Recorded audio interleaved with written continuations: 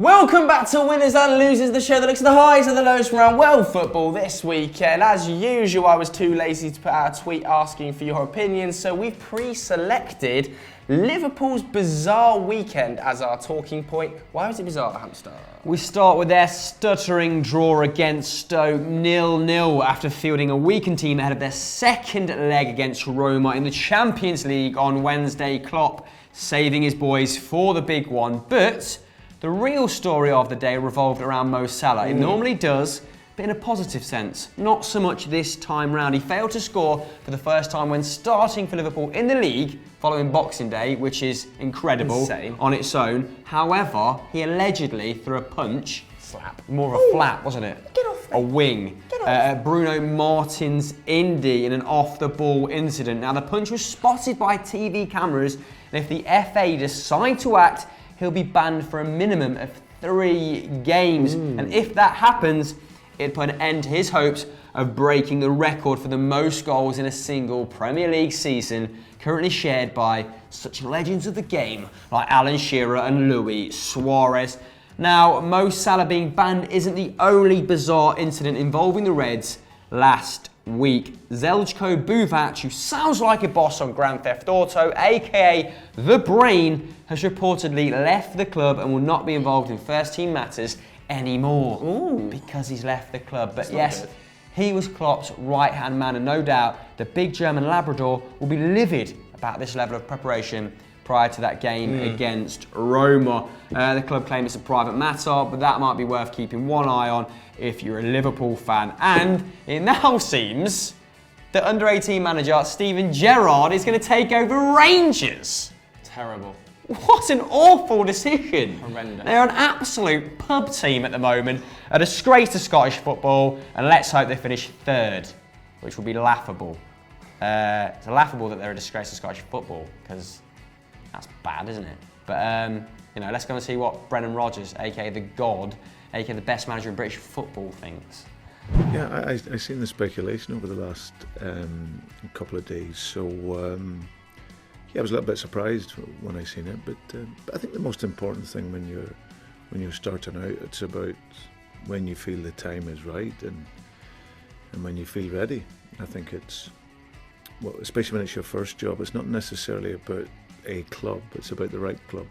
And if the speculation is right and Stevie has spoken to them, then there may be something in that, that he feels it is the right club. The initial reports about Stevie G taking over at the Gers came from Scotland, and I think a lot of people were a bit miffed about it, and that was until the BBC also substantiated the claim, saying that he is very close to being announced as the manager. In fact, by the time this video is live, he might be officially confirmed. Obviously, the current manager is Graham Murty. He's been in temporary charge of the club since Pedro left back in October. That's 6 months ago. They've had a temporary manager for 6 months. But Gerrard comes in with 0 managerial experience. Let's not forget he was offered the MK Dons job back in 2017 and rejected that because, he said it wasn't the right time. Now he is taking over a club like Rangers, big history, but a shambolic present. They were so bad against you on the weekend. This club needs sorting out on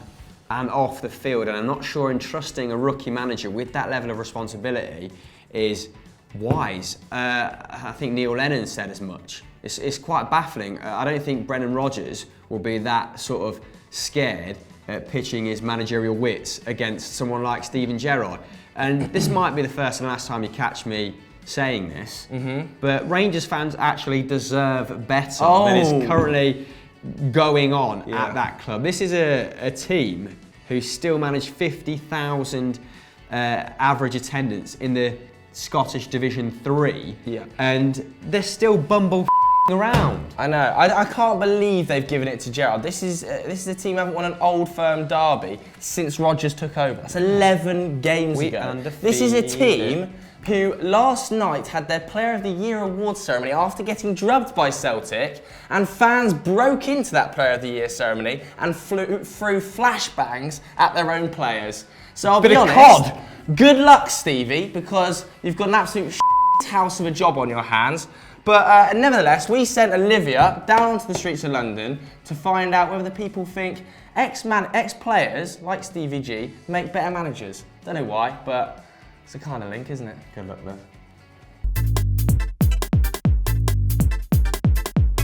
With ex-players like Steven Gerrard, Patrick Vieira and Thierry Henry in the running for some of the biggest jobs in British football, we're here to ask whether great players necessarily make good managers. So do you think that really good players are more inclined to become really good managers?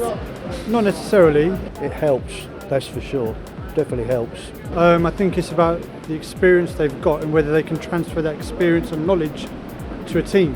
Jurgen Klopp was a great player in his mind, just not a great player.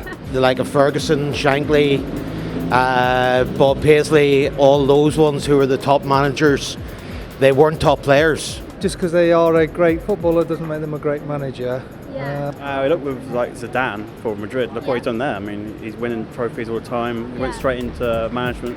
What have they won this year? Nothing. Maybe the Champions League.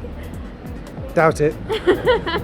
Arsene Wenger and Klopp, okay careers, but they've got the tactical ability. Get an easy ticket to the big jobs, but they're not destined to make great managers. No, not at all. Not at all. Steven Gerrard's going to Rangers, I believe. Yeah. Well, I think he'll do well up there. Gerrard with Rangers. I mean, Gerrard's done nothing, so why should Rangers even bother considering him? Gerrard for Rangers is a bad move.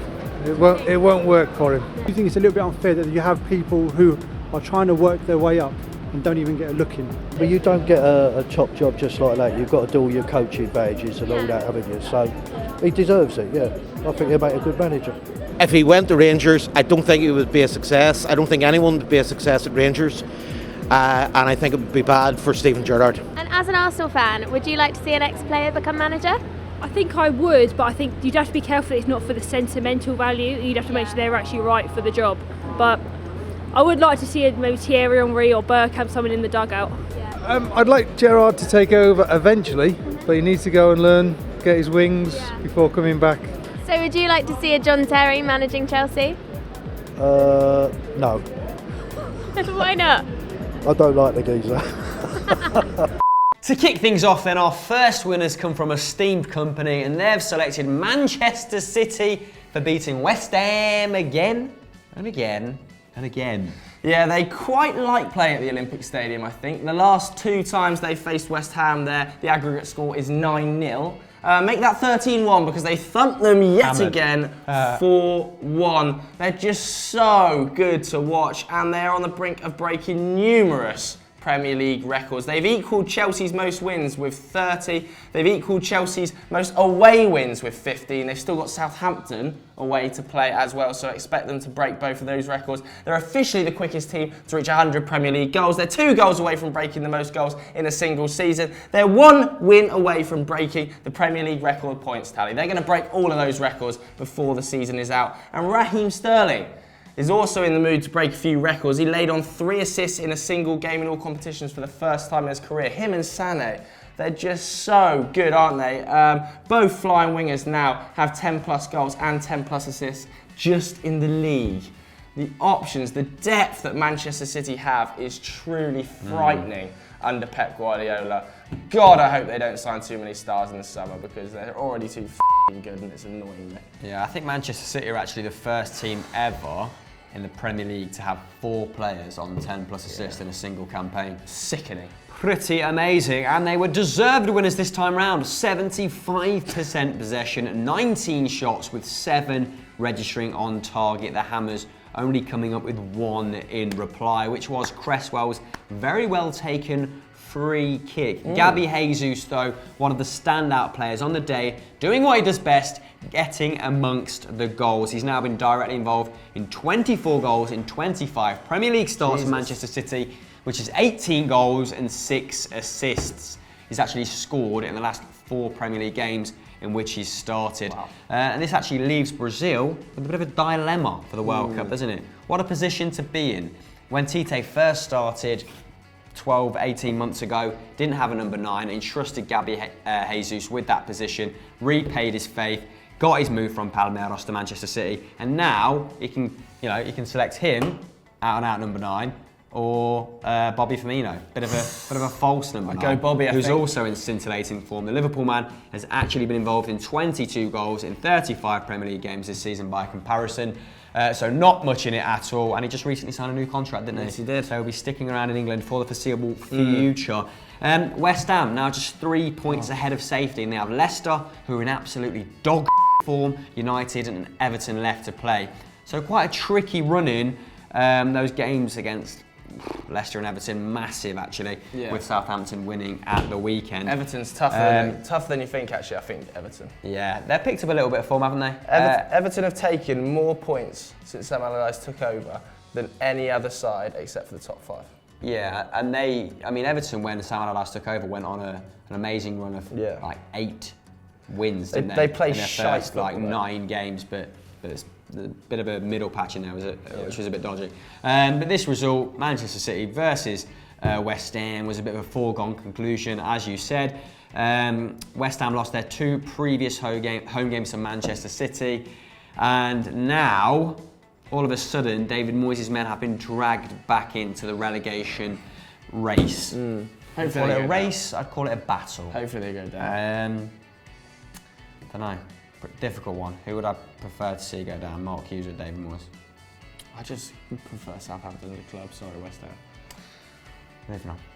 Our first loser was submitted by Adelaide Piece 4, and it's Napoli. We're all devastated. Oh, heartbreak for the little donkeys as they lost 3-0 away at Fiorentina to hand the initiative back to Juve in the Serie A title race. Of course, they were still a point behind going into this game, but Juve had to beat Inter. They did so. If you want to see us break down that game, go over to ERU. But they also had Roma to play, the Turin side. So it was all in the balance. Now, not so much. Just a week after that famous victory in Turin by the Partenopi, the chances of their first Scudetto in 28 years since Diego Maradona was there, scoring 16 league goals in a season, looked to be over. And last week's hero, Kalidou Koulibaly, became the villain this time round, getting sent off after just 6 minutes for a clumsy last-man challenge on Giovanni Simeone. And Diego's son was like that guy in Spectre for James Bond, the architect for all the Partenopi's pain. Netting a hat-trick to take his league tally to 13 for the season. He actually has 6 in his last 7 appearances, so bang in form. Funny fact, Simeone's star turn here came 16 years after his dad scored the winner for Lazio against Inter to give Juve the 2002 Scudetto. Ooh. So, you know, that family hate Napoli. Lupa. Serie A spirits. Bruce Willis, Gordon Levitt. Derek Acora. Anyway, Napoli were clearly broken by that Kalidou Koulibaly dismissal. Such an important player for them, and they had to really tear up their game plan. Ended up with just 48% possession. They must have just 4 shots. I mean, Fiorentina hammered 28 shots. Fiorentina had 10 on target as well. And when you get 10 on target, you're guaranteed to win the game pretty much. Their day, though, Napoli's day, was kind of summed up by Marek Hamšík's performance. He was absolutely dreadful. No shots, no dribbles, no tackles and interceptions. And on the reverse, Jordan Veretout really bossed the midfield. 92 touches, 68 passes, that's the most on the pitch. 92% pass accuracy, 5 tackles and interceptions. 5 shots on target from midfield from Jordan Veretout. I know.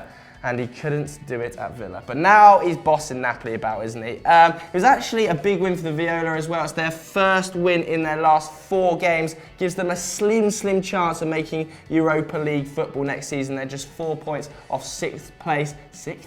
Easy for you to say. 6th place, Atalanta. Napoli now have games against Torino, Sampdoria and Crotone. But look, it's a foregone conclusion now. Juve are surely going to win another Scudetto. It's really boring. I know they've got Roma to play, but they'll probably roll them over and win by 2 points, win the league by 2 points. Dead. Ugh, well, more than 2 points if they roll Roma. Maybe, probably, depends.